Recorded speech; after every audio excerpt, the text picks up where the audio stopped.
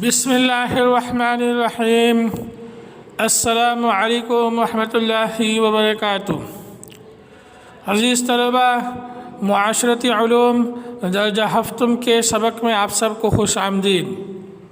امید ہے آپ ترتیب کے مطابق اسباق پڑھ رہے ہوں گے اور ہوم ورک مکمل کر رہے ہوں گے۔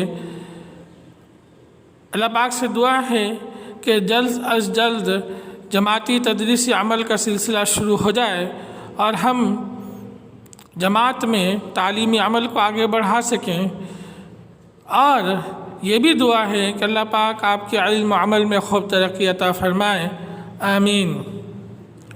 عزیز طلبہ، آج ہم سبق نمبر 7 صنعت اور تجارت سے متعلق مطالعہ کریں گے۔ اس سبق میں ہم پہلے صنعت سے متعلق پڑھ چکے ہیں، آج ہم تجارت سے متعلق مطالعہ کریں گے۔ آپ کا یہ سبق صفحہ نمبر 58 پر موجود ہے، 58 سے شروع ہے۔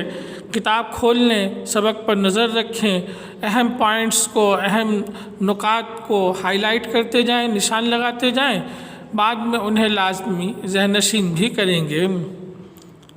آئیے آج کے سبق ہم شروع کرتے ہیں۔ عزیز طلبہ، موجودہ دور میں صنعت و حرفت کو بہت ترقی ہوئی ہے۔ صنعتوں کے لیے خام مال کی ضرورت ہوتی ہے اور تیار شدہ مال، صنعتوں سے جو مال تیار کرتے ہیں اسے ہم منڈیوں، مارکیٹوں، بازاروں میں فروخت کرتے ہیں، اور اضافی جو مال ہے اسے دوسرے ملکوں کو برآمد کر کے دوسرے ملکوں کو فروخت کر کے نفع کماتے ہیں۔ صنعتوں سے متعلق آپ سبق پڑھ چکے ہیں۔ خام مال اور تیار شدہ مال کے لین دین کو عزیز طلبہ کاروبار یا تجارت کہتے ہیں۔ عزیز طلبہ، خام مال یا تیار شدہ مال کے لین دین، خرید و فروخت کو ہم دراصل تجارت یا کاروبار کہتے ہیں۔ چھوٹے پیمانے پر ہر شہر میں بھی چیزوں کی خرید و فروخت ہوتی ہے، یہ بھی کاروبار تجارت میں شامل ہے۔ صارفین یعنی جو اشیاء استعمال کرتے ہیں انہیں ہم صارفین کہتے ہیں۔ صارفین کو ان کی ضرورت کی اشیاء اور خدمات مہیا کرنے کے لیے منظم جو کوشش ہے اسے ہم تجارت کا نام دیتے ہیں۔ لفظ بزنس، تجارت یا کاروبار، یہ سب ہم معنی الفاظ ہیں۔ ان سب کو ہم دراصل ایسی تنظیم کی صورت میں دیکھتے ہیں جو لوگوں کے لیے اشیاء اور خدمات مہیا کرتی ہیں۔ کاروبار کرنے والے لوگوں کا پیشہ تجارت ہوتا ہے۔ کاروبار کرنے والے جو لوگ ہیں ان کو ہم تجارت پیشہ یا کاروباری افراد کہتے ہیں۔ تجارت صرف عام لوگوں تک ہی محدود نہیں ہے، بلکہ مختلف حکومتیں بھی آپس میں سرکاری طور پر یعنی حکومتی سطح پر لین دین کا عمل کرتی ہیں، اسے بھی ہم کاروبار یا تجارت کہتے ہیں۔ صنعتی ممالک میں خام مال کی فراہمی اور تیار شدہ مال کی فروخت کے مختلف جو مراحل ہیں عزیز طلبہ، اس میں لاتعداد لوگ شامل ہوتے ہیں، ان سب کا پیشہ تجارت ہے۔ عزیز طلبہ، بہتر معیار زندگی حاصل کرنے کے لیے خوراک، تعلیم، صحت، رہائش اور تفریح کے بہتر مواقع مہیا کرنے کی ضرورت ہوتی ہے۔ اس کا انحصار اس منصوبہ بندی پر ہے کہ تعلیم اور متوازن خوراک عام افراد تک پہنچائی جا سکے، اور تجارت و کاروبار اس مقصد کے لیے بہت ہی مفید ہیں کہ انہی کی صورت میں ہم لوگوں تک بہتر معیار زندگی مہیا کر سکتے ہیں۔ عزیز طلبہ، کسی ملک کی اقتصادی، کاروباری، معاشی ترقی و فروغ یقینی طور پر تجارت کے ہی مرہون منت ہے۔ لوگوں کی روزی روزگار کے لیے تجارت بہت ہی اہمیت کا حامل ہے۔ زرعی اور صنعتی ترقی کاروبار اور تجارت کی مدد سے پھلتی پھولتی ہے اور پروان چڑھتی ہے۔ ظاہر سی بات ہے عزیز طلبہ، زرعی شعبے میں جو کسان ہیں وہ جو پیداوار حاصل کرتے ہیں وہ کاروبار تجارت کی مدد سے ہی فروخت کرتے ہیں۔ اسی طرح صنعتوں سے جو چیزیں اشیاء تیار ہوتی ہیں ان کو ہم فروخت کرنے کے لیے تجارت کا ہی سہارا لیتے ہیں۔ عزیز طلبہ، یوں آپ کے سامنے بہت واضح ہے اور بہت ہی آسان لفظوں میں آپ یوں بیان کر سکتے ہیں کہ اشیاء اور خدمات کی خرید و فروخت کو دراصل تجارت کہا جاتا ہے۔ تجارت دو قسم کی ہوتی ہے، ایک اندرونی یا داخلی تجارت اور دوسری بیرونی یا بین الاقوامی تجارت۔ عزیز طلبہ، آئیے ان سے متعلق ہم مختصراً معلومات حاصل کرتے ہیں۔ اندرونی تجارت ملک کے اندر ہی کی جاتی ہے، اسے ہم ڈومیسٹک ٹریڈ، مقامی تجارت کا نام بھی دیتے ہیں۔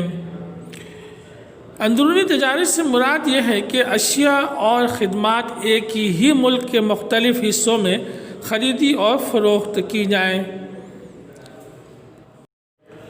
تجارت پاکستان کے عوام کا ایک اہم پیشہ ہے۔ اندرونی ملک تجارت مختلف اشیاء اور سامان کی ترسیل اور خرید و فروخت کا ذریعہ ہے۔ اس تجارت سے ملک کا روپیہ یعنی ملک کا جو رقم ہے ملک کے اندر ہی گردش کرتا رہتا ہے۔ پاکستان میں سارا سال اور تمام موسموں میں کثیر تجارتی سرگرمیاں جاری رہتی ہیں۔ پنجاب سے دوسرے صوبوں کو گندم، چاول، کپاس، سوتی کپڑا، کھیلوں کا سامان، اسٹیشنری، مشینری، سیمنٹ اور دیگر مصنوعات بھیجی جاتی ہیں۔ صوبہ سندھ سے بلوچستان، خیبر پختونخوا اور پنجاب کو سوتی کپڑا، ریشمی کپڑا اور ربڑ کی مصنوعات بھیجی جاتی ہیں۔ بلوچستان دوسرے صوبوں کو خشک میوہ اور تازہ پھل مثلاً آلوچہ، خوبانی، انگور، انار اور سیب فروخت کرتا ہے۔ بین الصوبائی یعنی صوبوں کے درمیان تجارت کو بڑے پیمانے پر فروغ حاصل ہوا ہے اور ایسی اشیاء مثلاً تمباکو، سگریٹ اور لکڑی سے بنائی گئی اشیاء ان علاقوں میں مہیا کی جاتی ہیں جہاں ان کی طلب ہوتی ہے، جہاں لوگ خریدنے کے لیے ان کو طلب کرتے ہیں۔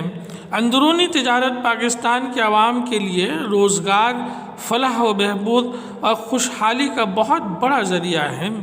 داخلی تجارت تھوک اور پرچون دونوں قسم کے کاروبار کا احاطہ کرتی ہیں۔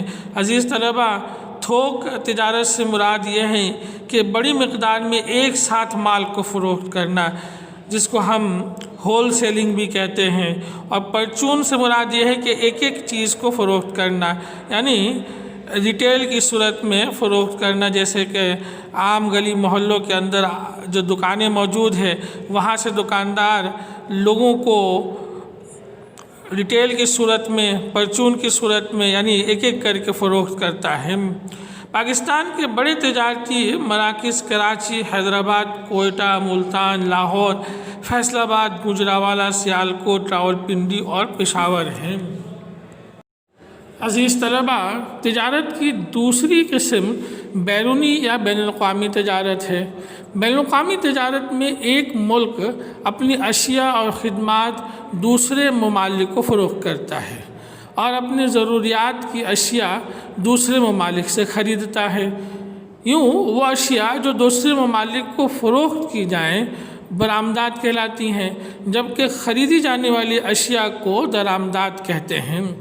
عزیز طلبہ، ایک چیز نوٹ کر لیں کہ آپ کی کتاب میں صفحہ نمبر 59 پر یہ موجود ہے اور اس میں تحریر غلط ہے، اسے آپ لازمی درست کریں گے۔ آپ کی کتاب میں تحریر ہے کہ جو اشیاء خریدتے ہیں اسے برآمدات کہتے ہیں، جو اشیاء فروخت کرتے ہیں اسے درآمدات کہتے ہیں۔ بین الاقوامی یا بیرونی تجارت کے جو ہیڈنگ موجود ہے اس میں آپ دیکھیں گے تحریر ہے، وہ اشیاء جو دوسرے ممالک کو فروخت کی جائیں درآمدات کہلاتی ہیں، جبکہ یہ غلط ہے۔ درست یہ ہے کہ اسے ہم برآمدات کہتے ہیں، اور جبکہ خریدی جانے والی اشیاء برآمدات کہلاتی ہیں، تو آپ درست کر لیجئے یہاں پر جو اشیاء ہم خریدتے ہیں دوسرے ممالک سے اسے ہم درآمدات کہتے ہیں۔ یوں اس جملے کو درست کرنے کی ضرورت ہے۔ یوں عزیز طلبہ آپ کے سامنے ہے کہ ایک ملک دوسرے ملک سے اپنی ضرورت کی اشیاء خریدتا ہے اور ملک میں موجود جو اضافی تیار شدہ مال ہے اسے فروخت کیا جاتا ہے۔ اس سے ہم زر مبادلہ کماتے ہیں، بین الاقوامی کرنسی یعنی ڈالر، پاؤنڈ یا پھر ہم یورو کی صورت میں آمدنی حاصل کرتے ہیں۔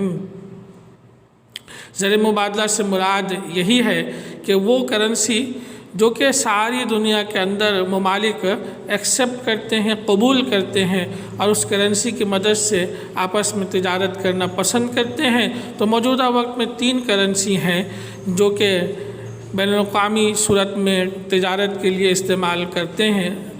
امریکی ڈالر استعمال کرتے ہیں یا برطانوی پاؤنڈ کے استعمال کرتے ہیں یا یورپی یونین کے یورو کے استعمال کرتے ہیں۔ پاکستان زیادہ تر تجارت کے لیے امریکی ڈالر کو استعمال کرتا ہے۔ تو بین الاقوامی تجارت کی صورت میں برآمدات کے ذریعے سے ہم زر مبادلہ کماتے ہیں، جبکہ جب ہم خریداری کرتے ہیں تو ہمیں بین الاقوامی جو کرنسی ہے یعنی ڈالر ہے وہ خرچ کرنے کی ضرورت ہوتی ہے۔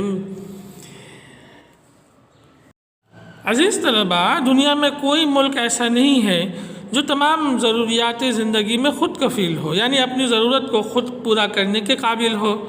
اپنی ضروریات میں کمی کو دوسرے ممالک سے اشیاء خرید کر پورا کیا جاتا ہے اور اپنا ضرورت سے زائد سامان دوسرے ممالک کو فروخت کر دیا جاتا ہے۔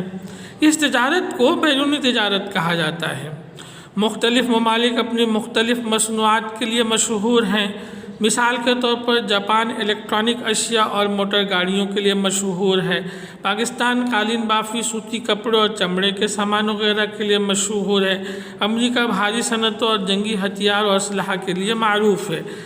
اس طرح عزیز طلبہ، ہر ملک ضرورت سے زائد سامان برآمد کر دیتا ہے اور جن اشیاء کی ضرورت ہوتی ہے وہ درآمد کر لی جاتی ہیں۔ یوں ایک بین الاقوامی تجارت کی صورت سامنے آتی ہے۔ عزیز طلبہ، آئیے ہم پاکستان کی برآمدات کا مختصراً جائزہ لیتے ہیں۔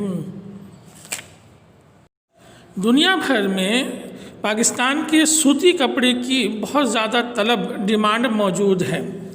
پاکستان سے سوتی کپڑا خریدنے والے ممالک میں ہانگ کانگ، جرمنی، برطانیہ اور امریکہ شامل ہیں۔ پاکستان ان 10 ممالک میں شامل ہے جو دنیا میں چاول فروخت کرنے والے سب سے بڑے ممالک ہیں۔ پاکستان سے چاول خریدنے والے ممالک میں مشرق وسطیٰ کے ممالک یعنی عرب ممالک شامل ہیں، افریقی ممالک اور یورپی ممالک شامل ہیں۔ قالین اور چادریں اس طرح کی دوسری جو مصنوعات ہیں پاکستان فروخت کر کے کافی زر مبادلہ کماتا ہے۔ یہ مصنوعات زیادہ تر جرمنی، سوئٹزرلینڈ، امریکہ، فرانس، برطانیہ، بیلجیم اور اٹلی کو فروخت کی جاتی ہیں۔ چمڑے سے بنی ہوئی مصنوعات میں جوتے، بیگ وغیرہ شامل ہیں۔ یہ مصنوعات جاپان، روس، چین، رومانیہ، اٹلی، اسپین وغیرہ کو فروخت کی جاتی ہیں۔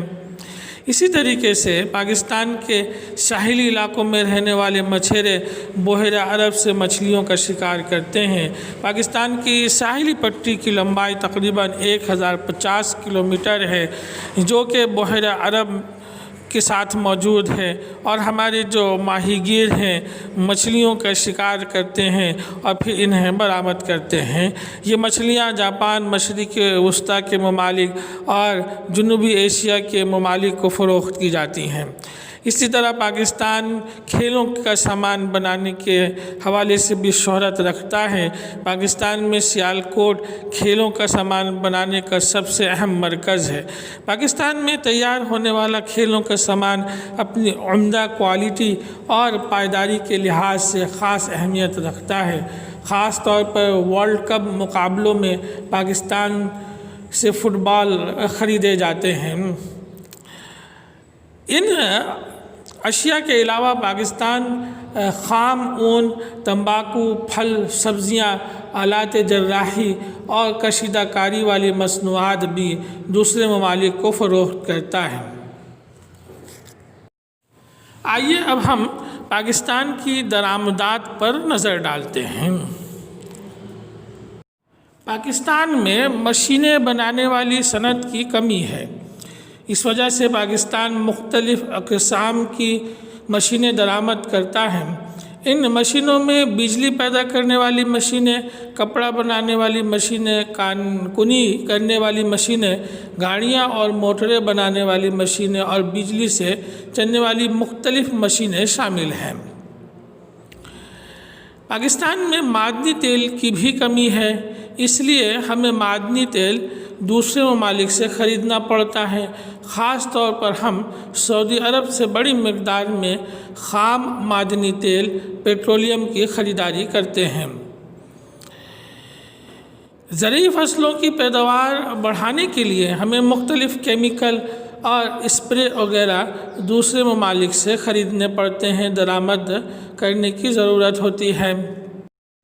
ہمارے ملک میں کھانا پکانے کی تیل کی پیداوار ملکی ضروریات سے کم ہے۔ اگرچہ کہ ملک میں 160 سے زائد تیل اور گھی بنانے کے کارخانے موجود ہیں، تاہم ہماری ضروریات سے کم پیداوار یہ کارخانے حاصل کرتے ہیں، لہٰذا ہمیں کھانا پکانے کا تیل بھی درآمد کرنا پڑتا ہے، دوسرے ممالک سے خریدنا پڑتا ہے۔